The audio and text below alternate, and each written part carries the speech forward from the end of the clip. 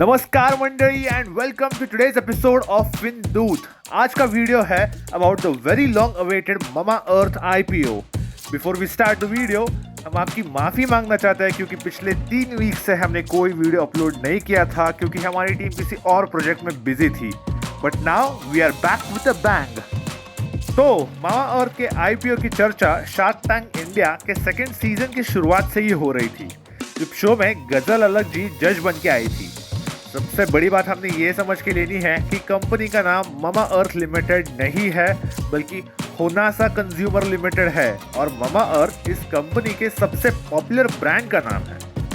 तो Mamaearth की story शुरू हुई फाउंडर्स वरुण अलग और गजल अलग के फर्स्ट चाइल्ड के बर्थ के बाद।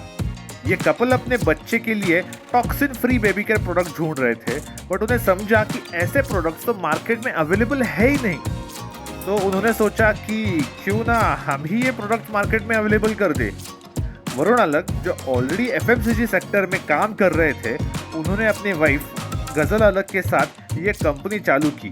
बट उसके बाद धीरे धीरे उन्होंने अपने पैर पर्सनल केयर कैटेगरी में भी जमाना चालू कर दिया। कंपनी इस IPO से कुछ 400 करोड़ के शेयर्स इशू करने वाली है।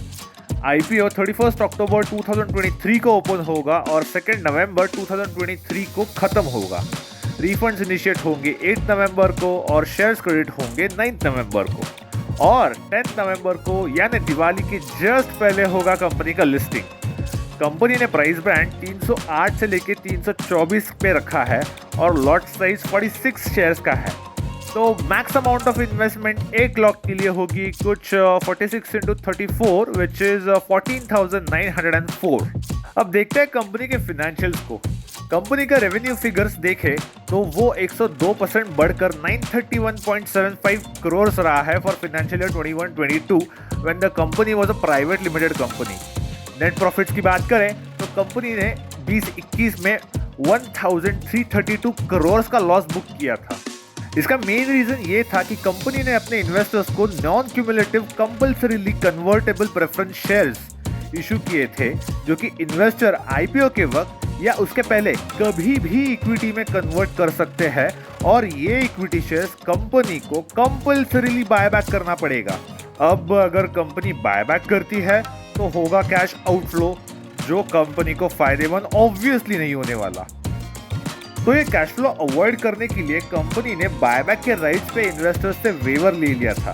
बट अभी यही प्रेफरेंस शेयर्स को कंपनी ने 2021 में फेयर वैल्यूएशन पे क्लासिफाई किया एज इक्विटी शेयर्स, जिसको P&L स्टेटमेंट में एक्सपेंस दिखाया गया और उसी वजह से ये इतना लॉस दिख रहा था।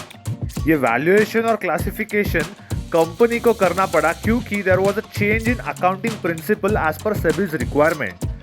सो ये एक्चुअल कैश आउटफ्लो नहीं था कंपनी से। तो ऐसे आइटम को हम नॉन कैश आइटम कहते हैं जिसका कोई कैश आउटफ्लो तो नहीं होता बट कंपनी के प्रॉफिट फिगर्स पे अफेक्ट होता है।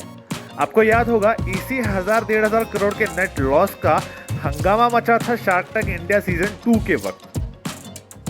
अपने शिल्पा शेट्टी को तो Mamaearth के एडवर्टाइजमेंट में देखा ही होगा, बट एक इम्पॉर्टेंट बात यह है कि शिल्पा शेट्टी इस कंपनी में एक इन्वेस्टर है। Yes, Shilpa Shetty holds equity shares in Honasa consumers limited. तो based on what we have discussed, it is all up to आप कितना इस कंपनी के मार्केट और प्रोडक्ट कैटेगरी में भरोसा करते हो।